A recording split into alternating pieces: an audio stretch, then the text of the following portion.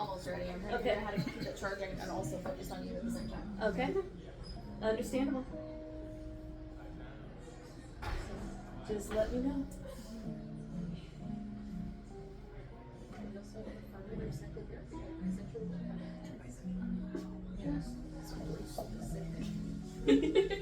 It's all good. Okay, if you don't mind it at a weird angle, then we're good. That's fine. Okay. All right. So, I was going to say, for those of you who don't know me, I'm Jennifer Schultz. I wrote Becoming Fae, and I am talking about tropes and genres today, because you can't really talk about one without the other. Tropes are pretty much what makes each genre. So, and the genres define which tropes you're going to use when you're writing. So a couple of things. This is probably going to be an R-rated talk just because I use R-rated language, and a lot of tropes are R-rated or become R-rated depending on who's using them and how. The other little thing is, for the purpose of this talk, all myths and religions are equal, and they are all forms of media entertainment. So I will be referring to the Bible as all myths, all entertainment as media and such. So it's not intended to be a slight towards anybody or anybody's religion, just that's the way it is. So start with genres, because that is what most people are most familiar with. So when we're talking about any entertainment medium, we usually split it by whether it is factual or not. Nonfiction and fiction, a lot of people will say it's either teaching you something or it's not teaching you something. But since fiction has many lessons for us, it's teaching you something with fact or it's teaching you something with imagination. So both of them have lessons, it's just how the lessons are being taught. Genres in nonfiction, pretty self-explanatory. You've got history, you've got do-it-yourself, which includes cooking, crafting, architecture, usually the martial arts. Religion falls under nonfiction, things like that. Biography usually falls under history. Spirituality goes with the religion. Basically, if somebody somewhere thinks it's a fact, it's going to be in your nonfiction section, even if it's a discredited fact. So, anything RFK writes about health is going to be in nonfiction, even though we all know better. So, when we're talking about fiction, that's where genres get fun. I think of it kind of like the same way I think about the animal kingdom. The kingdom is fiction. From there we've got our families. From there genus family, whatever. I don't do biology for a very good reason. But you start at the top and you work your way down. So you've got fiction. It's the major genre. From there you've got your standards. You've got romance, horror, literature, classics. Some people think literature and classics are the same thing. They aren't. Literature can be written, the next big thing could be literature. You can have something that is literature written, yesterday, published today, whatever. Classics tend to be, the term that's thrown around in reviews, instant classic, is nonsense. Classic tends to be something that is generally about 100 years old or older, although you can have classics that come from, say, 50 years ago. It's something that you're going to learn about in a literature class because somebody thinks it's important. Usually it's written by an old white guy. Not always anymore. We're getting better at that. But classics, Hemingway, Faulkner, people like that. You're going to get Fitzgerald, just the things that you think about when you're thinking about classics. Shakespeare. Generally, when you're thinking about classics, you are not going to hear a lot of names that are not English, at least not in this country. You might hear a German or a French name in there, but you're just not going to hear a lot of names. You're not going to see a lot of things that were written in a language other than English, unless they were originally written in Greek or Latin, because that's the languages that people were expected to write the classics in. And that's what the classical canon is. When we're talking about classics, some of them do fit in other genres, and I'll talk about those when we get to those genres. But classics generally isn't a genre in and of itself, although people refer to it as such. Literature, when we're talking about literature, just plain up literature, you're going to talk about things, or you're going to hear about, mostly you hear about the subcategories of literature, the subgenres. You hear about things like women's lit or chick lit, which are the same thing. Those are books that are written usually by women, although not always. Nicholas Sparks is considered women's lit, for example. But you're going to hear about books that are written specifically for a female audience. Usually they have a romance plot line, although the romance is not the reason for the book as it would be in the romance genre, and they don't follow all of the tropes of the romance genre. You're going to hear about Chicano lit. That tends to be Mexican American, although it can be anywhere from South America or sometimes the Caribbean. Isabel Allende, I cannot remember her third name.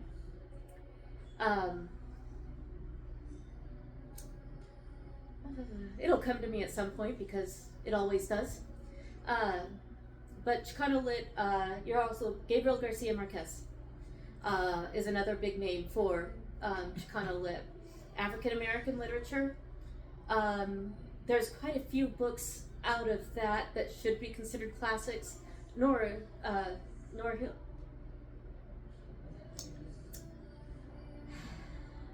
I love my own mind sometimes. Zora Neale Hurston is a big one for should be a classic and is not. She is considered either Harlem Renaissance or African American lit, depending on who you're talking to. You've got Asian American lit. That's Amy Tan is the big one for that. But literature, basically, if you can't think of the genre it belongs to, or if it was written to be the next great American novel, it's literature. From there, you've got romance is the next big genre. That's the one that everybody thinks of when they're thinking of genre fiction. A romance novel is a very specifically defined novel. It's got to have a happily ever after. It focuses on one pairing. It could have a love triangle, but if it does have a love triangle, you know who the official pairing and who the proper pairing and who the ending pairing is going to be from the very beginning. The other person involved in the love triangle is going to be at best a distraction, and you as the reader are going to know that. Subgenre of fantasy, if you name it, there has been a subgenre of fantasy for it. You've got mafia fantasy, you've got romantasy, you've got urban fantasy, you've got, no, we're talking about romance, not fantasy. You've got paranormal romance, you've got historical romance. If you can name it, there is a subgenre of romance for it. And you can get really, really niche in those genres. And romance is very, very different from the genre of erotica, which is a separate genre altogether. That one focuses solely on sex. It might have relationship as part of it, but the relationship is basically to get you from the bedroom to the bedroom to the bedroom to the bedroom, rather than this bedroom is to get you from one point to the next point in the relationship.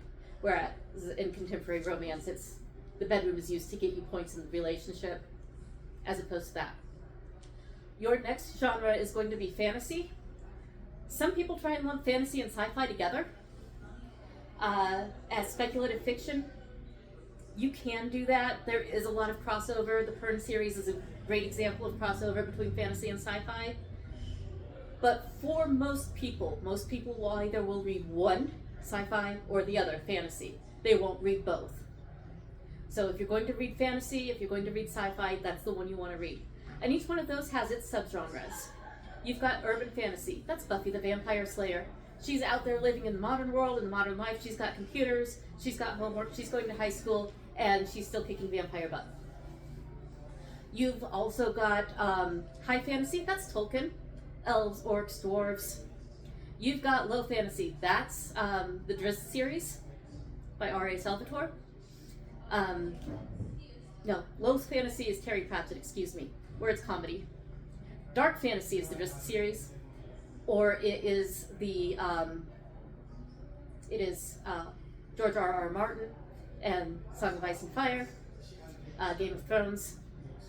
Dark fantasy is going to be the stuff where people get beaten, people get raped, people die for no reason other than, but that's the way it was in the Middle Ages, which is kind of a stupid thing that people who want an excuse to be really, really dark on screen or on page give you.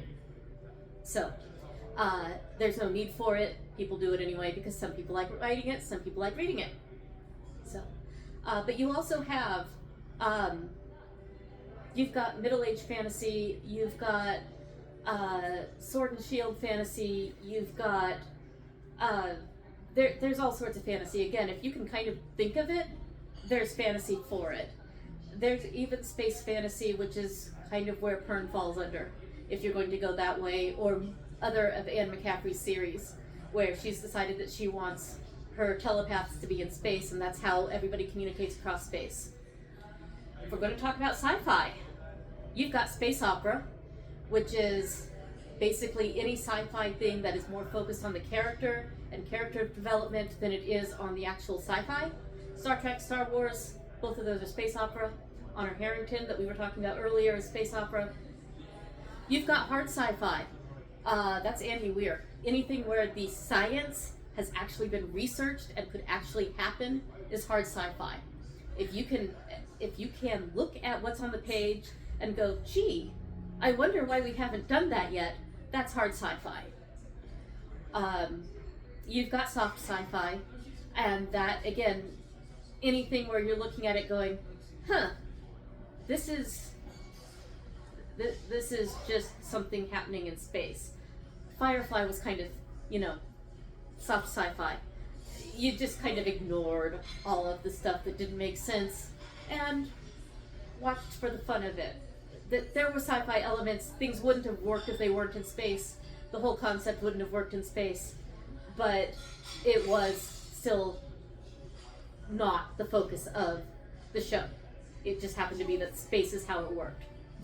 You also have space westerns. Again, Firefly, or some iterations of Star Trek are space westerns. You've got the black hats, you've got the white hats are chasing the black hats, and somebody's wrestling cattle somewhere across the universe, except that the cattle are probably space whales or something like that. So, that's your genres of sci-fi. You've got historical fiction. The subgenres of historical fiction all have to do with the various time periods, with the exception of westerns. Westerns are a subgenre of 18th century and 19th century historical fiction, where you must have cowboys, you must have Indians, and the cowboys are definitely the good guys. The Indians may or may not be the good guys, but there's going to be a definite good guy, a definite bad guy, and at some point there's going to be a gunfight. That is pretty much your standard Western. Westerns and romance are the only two that have actually had a standardized script for them at one point or another. So they're the only ones that the definitions for those two genres do not change. Now you're getting a little bit of more creativity for it. Louis L'Amour pushed the envelope as far as he could with his westerns. A lot of his westerns are closer to ghost stories than they are western. But he couldn't push it too far, because even his ghost stories have the standard. There's good guys, there's bad guys. The ghost story is just there, holding it together.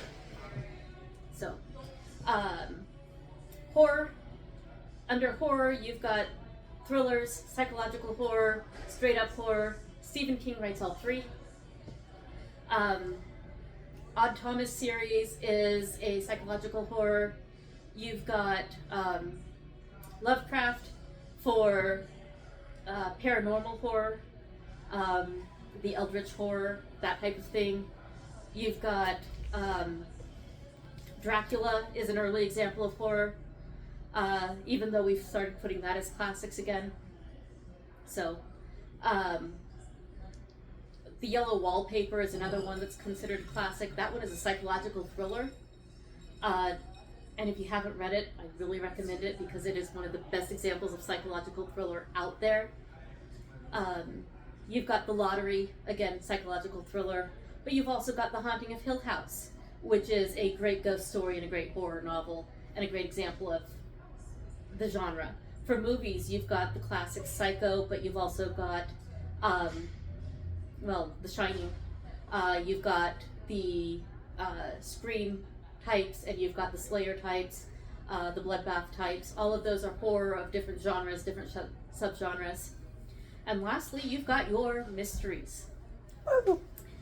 Mysteries have some of the greatest spread of what is considered a mystery, because you've got the Encyclopedia Brown mysteries that we give to children that are basically 2-minute mysteries. Can you solve this? That have to do with something as simple as who broke the prize for the spelling bee, or who ruined somebody's stuffed animal, with very low stakes crime. And you can actually get something like those very cozy solve them stories as adults too, although you're more likely to get a murder mystery as an adult. But you've also got your cozy mysteries for adults, where there is a murder, but it happened in some small seaside town, and the baker ends up having to be the one to solve it because they used a weird type of flour and it caused an allergic reaction or something like that. But you've also got Agatha Christie, who became a horror novel or a murder mystery writer because she knew how poisons worked and she wanted to use that knowledge. So you've got Sherlock Holmes mystery style with the big drawn out I'm so clever detective, but you've also got your bumbling detectives. You've got your hard-boiled noir mysteries, the Maltese Falcon type, the woman's got the legs all the way up to here, and the guy is drinking himself to death slowly on the couch in his office because he doesn't have an apartment any longer, and he's so done with this dame, but she's got this mystery and they have to find whatever MacGuffin it is. And that is, all of those are mysteries, various types of mysteries and various subgenres of the mystery genre. So those are the basics of the genre and the subgenres. And the reason that's important is because how you write the differences and what makes them all different is the tropes we use. So a trope is, if you want to be pedantic and boring about it, a trope is a figurative word or phrase that we use, or it is a motif within a work that is used to symbolize something else.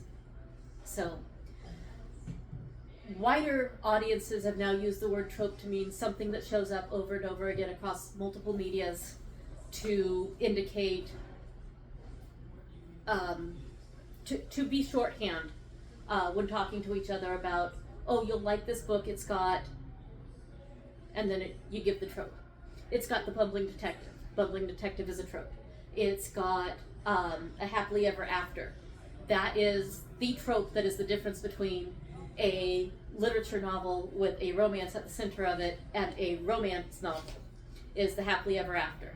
Nicholas Sparks does not write romance because he rarely has a happily ever after, and a romance must end with a happily ever after for the main couple. So the idea of a romance triangle is a trope. So all of these tropes, all of these things, black hat and white hat, what I was talking about with the westerns, those are tropes. They're all shorthand for how we talk about media. So when we're talking about tropes, when we're talking about a book that we liked or a movie that we liked, and we're talking about how we're recommending it, we're using tropes to describe it. So when we're talking about that, when we're talking about what we want to say and what we want to do with those, that's what we mean. So this is where I got my notes out, because I can do most of this by rote, but not all of it, because I've got examples. So the first thing you need to know is that tropes are as old as entertainment. Tropes predate the Bible. They are as old as our first written information. They appear in the oldest written documentation we have. Earliest known tropes come out of the Hindu Eddas, and the other works, actually the Epic of Gilgamesh is where the oldest tropes come from. And they have a lot of ones that you would be very surprised at. Beauty and the Beast, the original trope for that, comes from Enkidu's sexual initiation into society. They sent out a priestess to him, she had sex with him, and suddenly he was capable of being in society. Alrighty then. And that's in the Epic of Gilgamesh, and that is a Beauty and the Beast trope. That is the beast being tamed by the beauty. So in a very literal sense, it got cleaned up a lot by the time we started telling it as a children's story. So the virgin birth is another one that is actually older than the Bible. It is standard in Egyptian mythology, for one. It is available in Hindu mythology, for another, well before we ever got to the New Testament. The evil twin trope, the trope that there's always one good and one evil when you've got a set of twins, comes out of Genesis. It's Jacob and Esau. Esau? We talked about this. Esau, thank you. Esau. So, another word that I've read a lot but haven't heard a lot. So, and that is the oldest known version of that particular trope. So, the cross-dressing to get something you need from somebody else comes out of the Norse Eddas. So Thor had to get Mjolnir back from the Jotun, and the Jotun only would give Mjolnir back to their bride, and they wanted Freyja, and Freyja's I'm not doing that. So Thor dressed up as Freyja, put the veil on, and with Loki dressed up as his bridesmaid, went down the aisle, and as soon as the Jotun handed Thor Mjolnir, slaughtered the wedding party, because that is also an old trope. Well older than George R.R. Martin. So, you have to have certain tropes to make certain things, but that is how old the tropes are. So, and like I said, the romance requires the happily ever after. The romance also requires that at some point, the female main character and the male main character have a miscommunication step. Your noir novel has to have a hard-boiled detective. The hard-boiled detective does not necessarily need to be the main character, although they commonly are, but somebody there has to be the, I've seen it all, I'm so cynical, and nothing like this is never what it seems, and I hate everybody, and they have to be wrong about hating everybody at the end. That is a noir staple. So, the mystery thing always requires at least one misdirection. You have to have at least one time, usually more, depending on the author, but at least once, where the detective is certain, absolutely certain they know who did it. And they're wrong. And they're wrong for usually really elementary reasons, and the reader knows that they're wrong, and not just because of how many pages are left. But usually, there's a reason why, and whether or not the detective should have known that reason or not is up to the writer, but there's usually a reason why that person couldn't have done it. So, with all tropes, you can use them very badly. If you've got, as much as I hate to bring her up, she is one of the best known for this. Your happily ever after cannot be forced when you're writing a happily ever after. You cannot suddenly decide that two people who have hated each other for 6 novels get together at the end of the 7th. You also cannot suddenly decide that somebody who has been an annoying pest for 6.5 novels suddenly ends up with your main character. Especially not when their first romantic interaction was a really badly done poem in the 2nd book, okay? Not mentioning any names, but we all know who you're talking about. Exactly. That's J.K. Rowling, Harry Potter. Yeah. So, you can really badly mess up a miscommunication trope. If the issue you have with the two characters not communicating is simply because one of them refuses to pick up the phone and call for no reason other than that they refuse to pick up the phone and call, that's a badly done miscommunication trope. If the reason for the miscommunication is they can't get a hold of each other, or they're known for the phone dying, but if this is the first time ever that their phone has died, and the other one is absolutely certain that they would have betrayed them even though they've shown no signs of betrayal before, and nobody wants to talk to anybody else to get it all set up and cleared out, then that is a badly done miscommunication trope. You can do a miscommunication trope well if you set it up. But you can't just decide suddenly, oh, well, they're not going to talk and that's going to fix my issue with this particular part of the book. That doesn't work. Any of these tropes you have to set up. So, you can't just suddenly decide that your female main character's happy ever after is getting married and having babies, especially if she said repeatedly that that's not what she wants.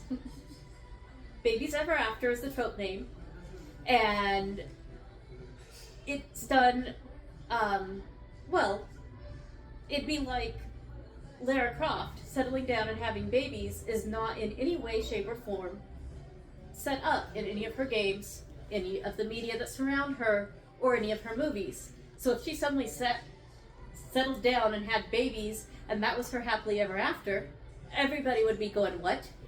No. So, but if you've got a action girl, another trope, that the kick-ass female main character who has been saying all this time, when this is done, I want a family, I want to get married, I want to have kids, then her happily ever after is going to include those babies. So if she says, the worst part about all of this is I can't have kids while I'm doing this, then babies are part of her happily ever after. But if somebody wrote me into a book and then suddenly decided that my happily ever after required babies, I'd have to come off the page and, hurt the author, because that is not my happily ever after. That is not everybody's happily ever after. So you have to set things up. You can't just decide that that's how it works and make it done. So there's also really, really problematic tropes that you have to be careful of. And most of the problematic tropes come from my particular hatred of United States codes and laws, the Hays Code. So, Remind me. 1950s. It's based on an earlier one, but the Hays Code specifically was the 1950s, and it determined that Hollywood and comics, and it moved from there into other works of media, had to have morals and values. Oh, yeah. This is why there were not toilets shown on TV. This is why married couples had twin beds on TV. This is why we got trains going through tunnels in movies, and why we had fireworks in movies. Even in movies that should have probably been rated R so we could see them going into the bedroom, even if nothing happened after that. So, one of the things the Hays Code said was that if you had a gay character, they had to die. They couldn't explicitly be called gay. They had to be queer-coded instead. They had to either die horribly, or they had to be the villain. That's why we have all of these gay-coded, queer-coded Disney villains. Jafar is not queer-coded because Disney thinks Jafar would be gay. Jafar is queer-coded because Disney has not gone beyond the Hays Code yet. So, They're getting there, though. they are, finally, about 30 years behind everybody else, but they're getting there. But you end up with a lot of really damaging tropes because they'd say things like, there's a scene in a Shirley Temple movie. Mm-hmm. I think it's The Little Colonel, where she dances with one of the family's servants. Slaves? I can't remember what era it's in. Robinson. Slave. Slave? Okay. Mm-hmm. In the midst of the Civil Yeah. War. Under the Hays Code, that particular dance would not have been allowed, even though she was a child and he was a slave, and it was supposed to be completely. They would not have allowed a white girl to dance with a black man under the Hays Code. So you end up with things like barrier gays, where if you have a gay character, they die before the end. Especially if you have a gay character in a relationship, they die before the end. Mm-hmm. They don't get happy endings. You end up with queer-coded villains, because if there is a gay, they are evil by definition. Mm-hmm. You end up with, trope name is called the Magical Negro, and it is basically your wise mentor figure who is only there to help the white character actualize themselves, and then they go off into into the sunset. Legend of Bagger Vance is the great example of that. You end up with a lot of white savior characters. Sea Dances with Wolves. Mm-hmm. So, there's a lot of examples of all of that. You also ended up with a lot of characters in blackface or yellowface because under the Hays Code, you could not have a person of color play the lead in a movie, which is why Genghis Khan was played very infamously by, Yul Brynner? no, No, sorry. name is cowboy actor. Oh. John Wayne, thank you. Could not remember the name. John Wayne. So, Oy vey. yeah, exactly. But they couldn't have hired anybody else to play Genghis Khan because of they would have gotten censored out of the theaters. Or So, Charlie Chan. yes, exactly. So all of these things, and a lot of people don't understand that these were literally written into the rules, written into the laws, and so they still use these tropes, even though they are very damaging to populations that are still among us today. But if all of your heroes, if all of the people who look like you are relegated to being evil or being second class or being the supportive character, we still see that now with the so-called fat friend in a lot of romantic comedy books and romantic comedy movies. You see it in still in how Hollywood tries to whitewash any character that is not explicitly a person of color within the original media, such as Scarlett Johansson in Ghost in the Shell. Because Ghost in the Shell, well, even though it's an anime, she wasn't explicitly Asian. Well, it's an anime. She kind of was. But that's, that's, you see the damage that has done still today. And all of that is from these discredited tropes. And the Hays Code. And why these things. So you have to be cognizant, especially if you're writing, of these tropes, so you can be careful not to use them yourself. But you also have to be cognizant of them when you're imbibing your media, when you're reading or watching, because you need to understand that the stuff that you're taking in, even though you don't realize that you are learning something from it, you are. And you're normalizing it by reading it a lot. So, and that's why you need to be cognizant of these tropes and aware of what is being said on the page or in the movie, especially when you're watching older media. So, that is tropes and genres. I have a comment. Absolutely. Isaac Asimov, on purpose, did not describe people. Yes. And he, on purpose, did not have aliens. Yes.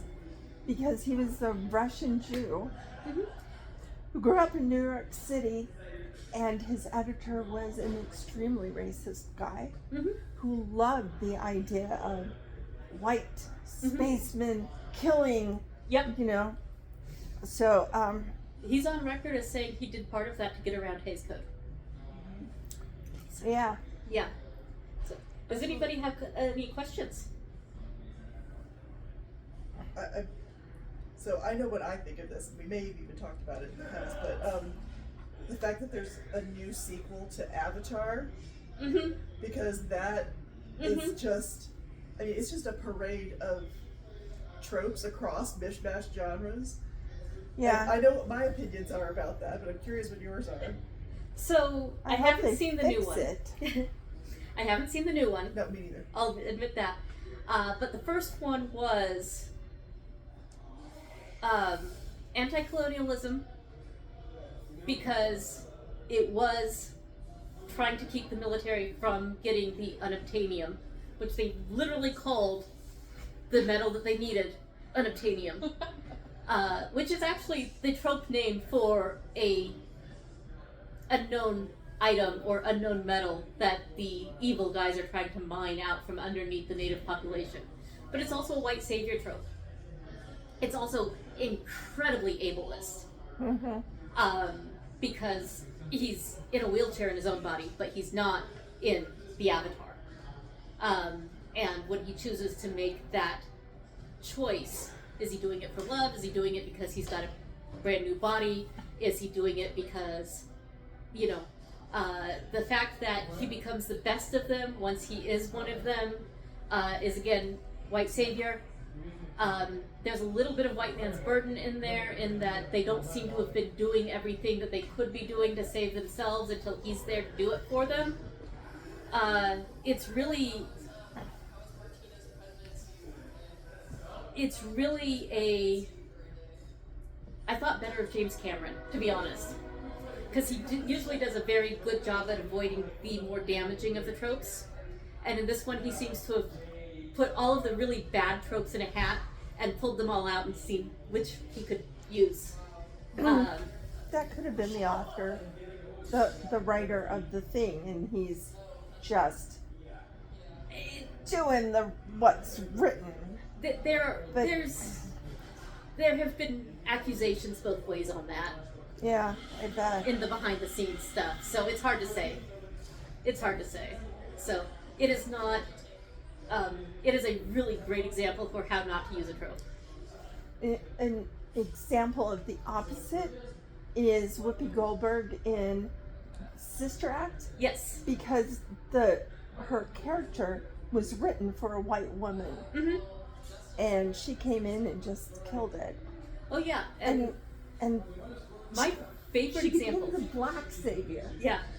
My favorite example of somebody coming in and taking a part that was not written for them is Alien.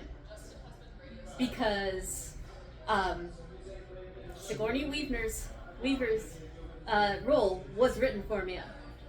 Yeah. And she came in, and they did not change the script for her at all. They did not make her more maternal. They did not make her softer. And she killed it. So... Her and the cat. I've not watched the movie, but certain people. Yep. Mary's a big fan. Yeah, and she killed in the second movie too. Yes. So, but in the second movie they did feminize the character a little bit, but that's because they were writing a sequel for. Sigourney Weaver is in this huge exoskeleton and grabs the queen and shoves out and says some really nasty things. I don't think she was feminine at all. Not in that particular scene, but in others. Yeah, well. So. But she has a child, but yeah. Yeah. That is one of the things that they gave her a child to protect, which is not something that they would have done with a male character. No, well, but they would have given a male character a woman to protect. They would have given a male character somebody to protect, but it would have been a grown woman. In that movie, probably much more likely, but men protecting children is also a trope. Yes. In the time that particular movie was made, it was not a trope that was looked on well. Yeah. So, because we were coming out of the Hays Code, keep in mind, 3 Men and a Baby was a great, well-received movie. 3 Men and a Little Lady was controversial. Mm-hmm. So, for a lot of reasons it shouldn't have been controversial for. Yeah.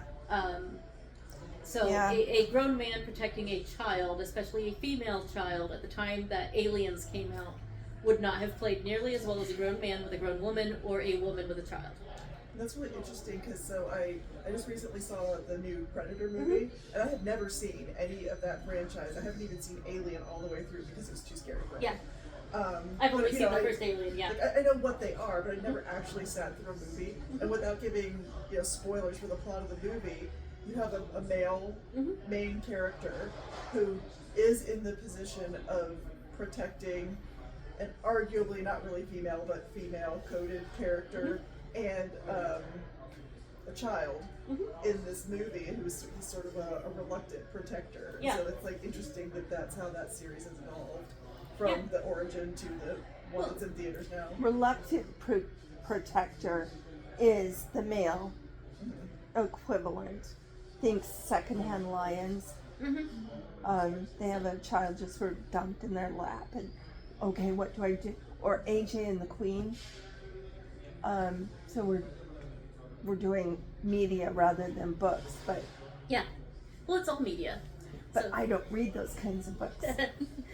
Tropes are every form of media. Tropes are used in your pastor's sermons. They are used in the news. They are used as shorthand in music. They are everywhere. I refer back to books most often because that's what I'm more used to. But you will find tropes are in advertising. People will refer to something by a shorthand, and you'll know exactly. It's like the Next Generation episode, the Star Trek Next Generation episode, where they all speak in metaphors. Yes. So you can have, Darmok, yes. Yeah. So My son quotes it. Yeah. Occasionally.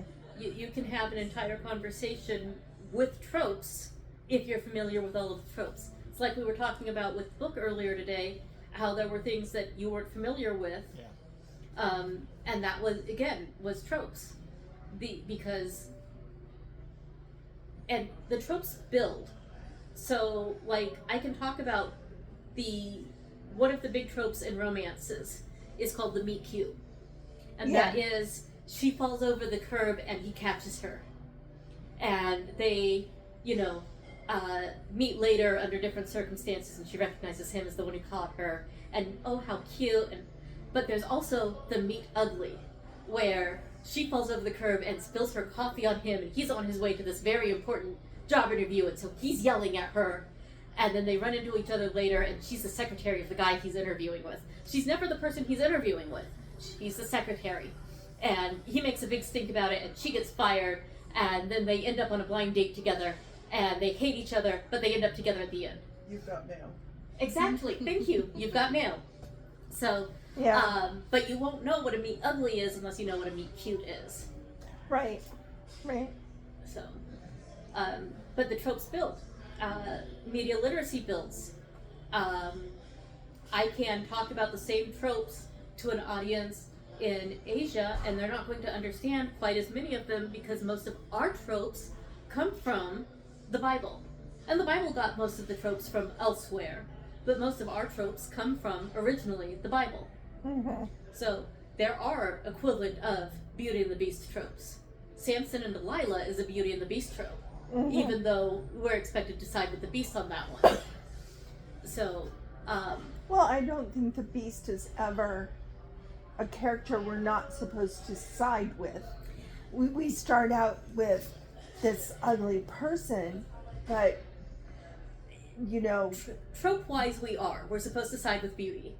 Oh yes, So, but side with Beauty, Yeah. but realize that Beast is not nearly as beasty as he's. oh yeah, no, As the that's story progresses. yeah, no, absolutely. The Beast is somebody who can be redeemed. That's the point of it. Samson and Delilah, of course, she is the one who's the problem, and she is not redeemed. But he is also not nearly as great as some of the other beasts we've talked about either. So, Well, I was just thinking about the movie Maleficent, who starts off as the mistress of evil, but she's not really. yeah, but she's kind of the beast. She's tamed by the child. Yep. Yeah. And that's a fairly common motif too. It's also, wouldn't you say, a Beauty and the Beast? Yeah. So there is nothing saying that the beauty can't be, beauty often in tropes is a shorthand for pure, for innocence, Right.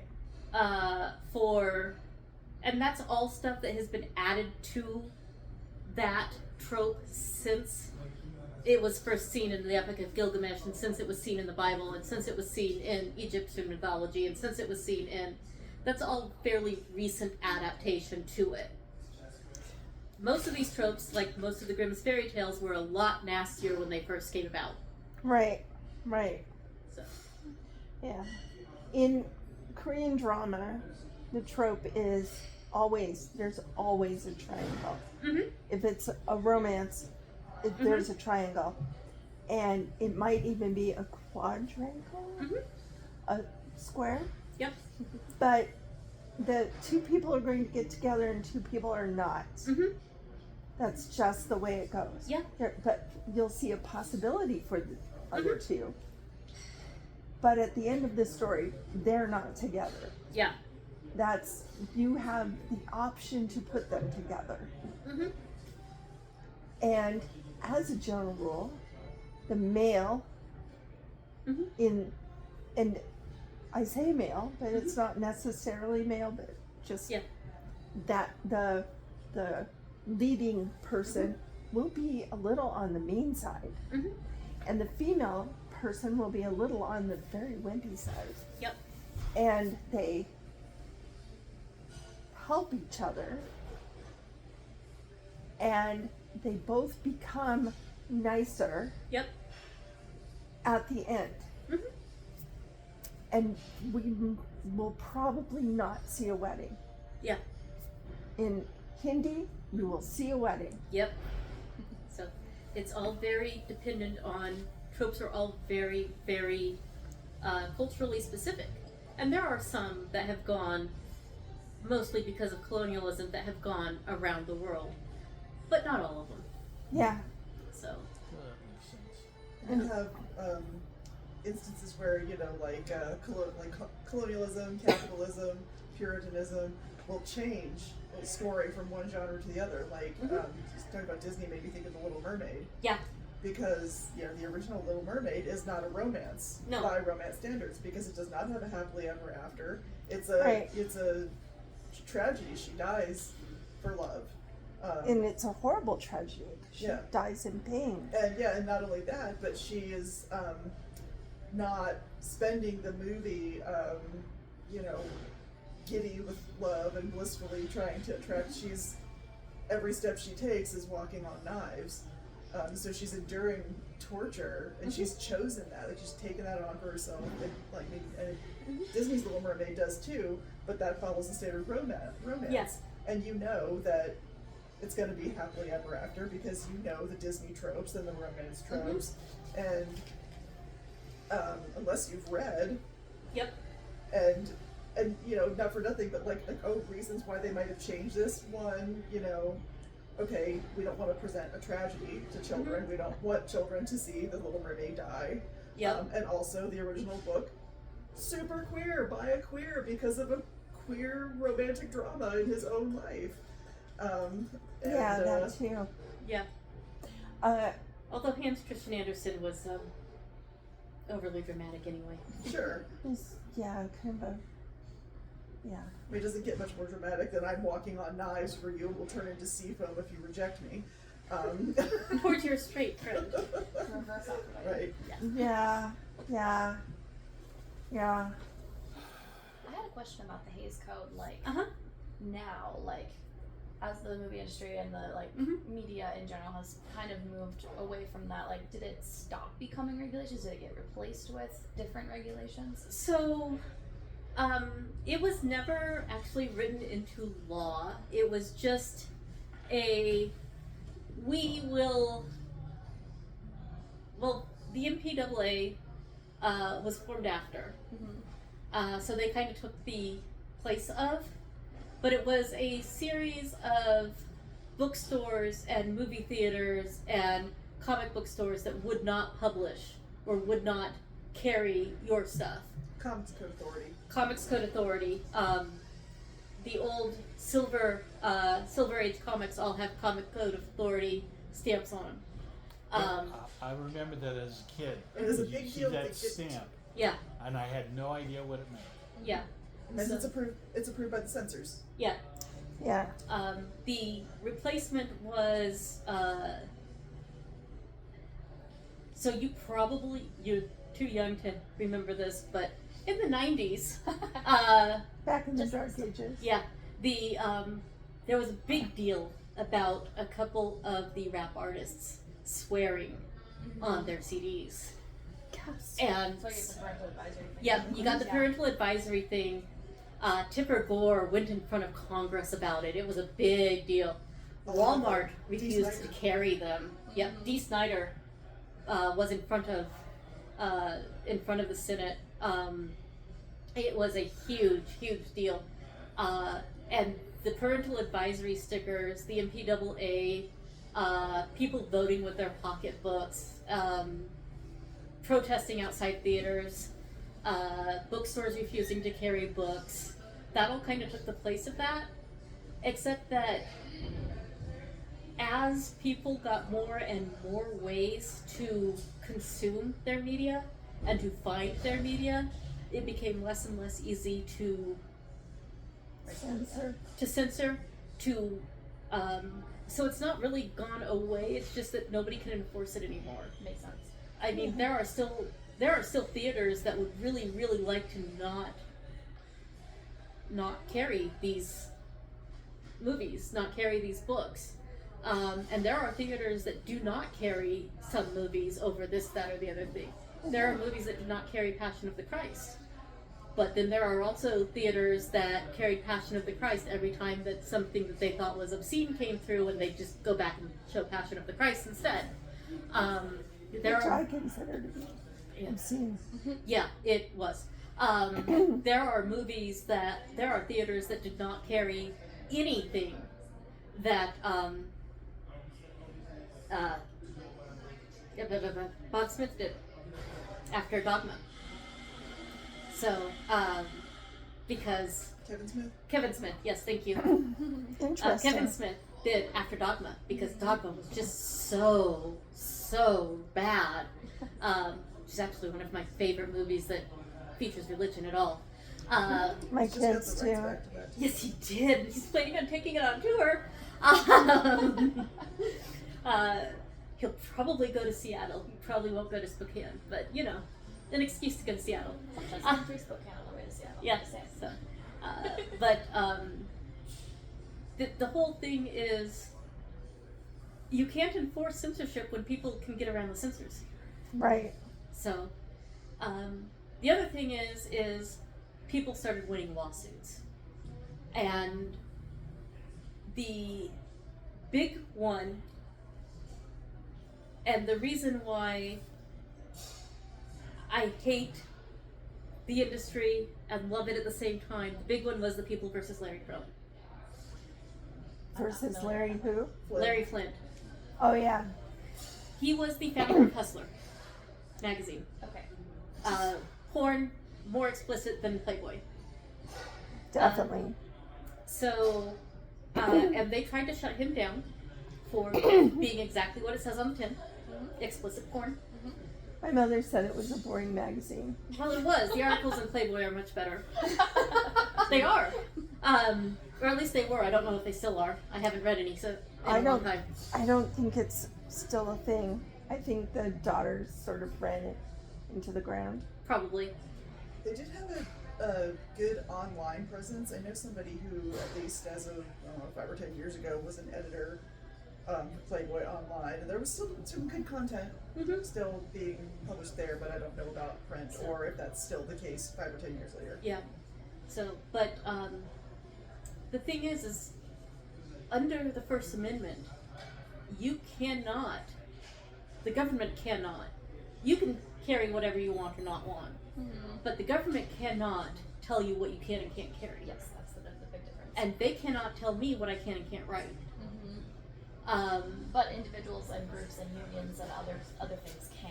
Yes, they can tell me they can't, my job can tell me that if I write something they don't like, I can no longer work for them.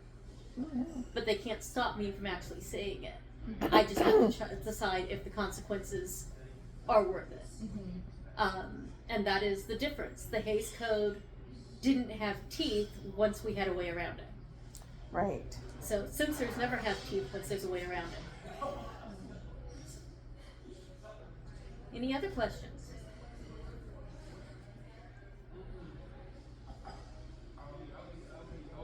Awesome. Thank you all for coming. Thank you for getting me. Yeah. Really enjoyed it.